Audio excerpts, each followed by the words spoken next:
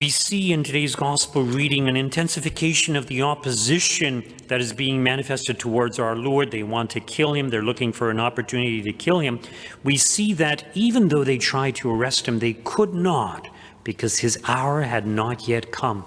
In other words, he willingly submitted to his death, and this is very significant. So he laid down his life for us, and this is evident insofar as he's able to escape any and every trap they lay for him, until it is time for him to actually begin his passion and to undergo his death and resurrection for all of us.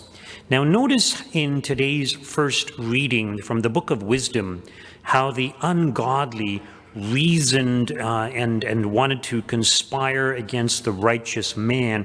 And just the very presence of the righteous man, just seeing the righteous man, is a rebuke and a reproach against them. So why is it that they despise and hate the righteous man so much? Well, there's a number of reasons, but part of it is that the righteous man reminds them of their own conscience, that they are doing wrong, that they are wicked themselves. And so they don't like to be reminded of this fact. But it's actually good for us to be reminded of this fact. So the same thing happens today.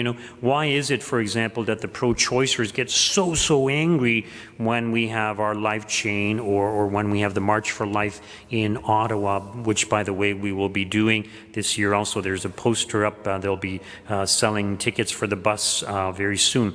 But the reason they get so angry is because deep down they know the truth, but they've suppressed their conscience. And they want everybody to agree with them. They want everybody to make believe that it's okay, that it's just a blob of tissue. But deep down they know, and then when we, the pro-lifers, come along, we remind them that it's a human life. They don't want to hear that. They are so angry, so passionately angry. It's incredible to see the energy that is manifested through them. If you ever come to the March for Life, and there's one section where they're all standing, and when we walk by them, they're just so angry. They want to suppress us.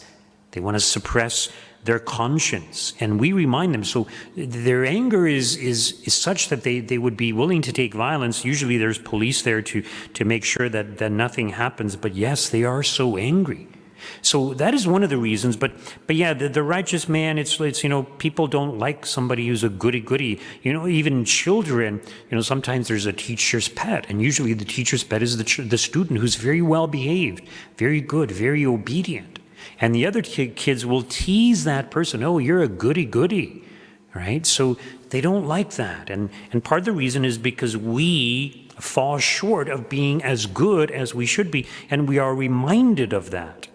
So they recognize the righteous man, but they want to destroy the righteous man. They want to kind of make it so that their sins are committed by everyone, so it becomes commonplace and acceptable. And this is the very same thing happening today in today's society.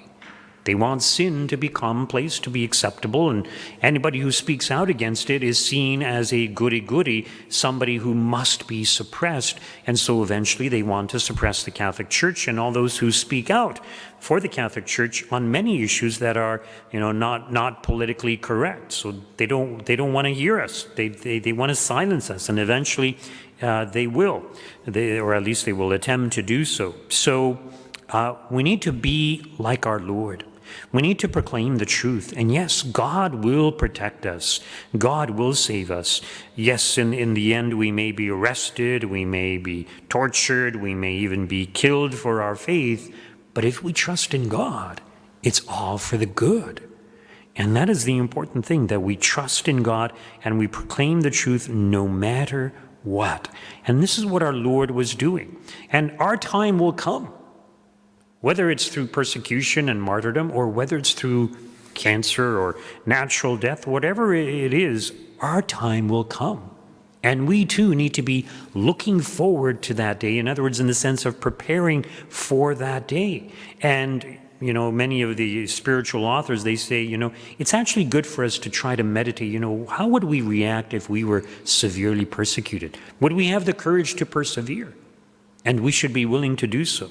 So we need to speak out while we still have the chance, but we also need to be willing to accept the sufferings that will come our way, whether it's through persecution or through natural illness or just old age or whatever it may be.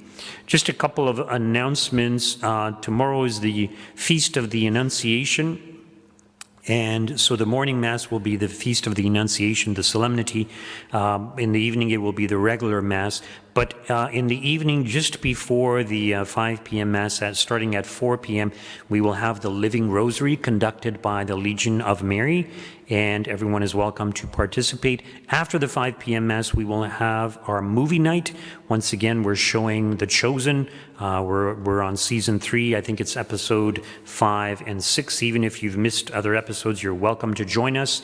And also, we had the question and answer thing not that long ago, and we want to do it again. And I actually forgot to put it in the bulletin earlier, but it will be next Saturday. So not tomorrow, but the Saturday after. So this weekend we'll have the box out again for question and answer. So if any of you have questions that you would like to be answered, please write it on a slip of paper and put it into that box once we have that box in place. Thank you.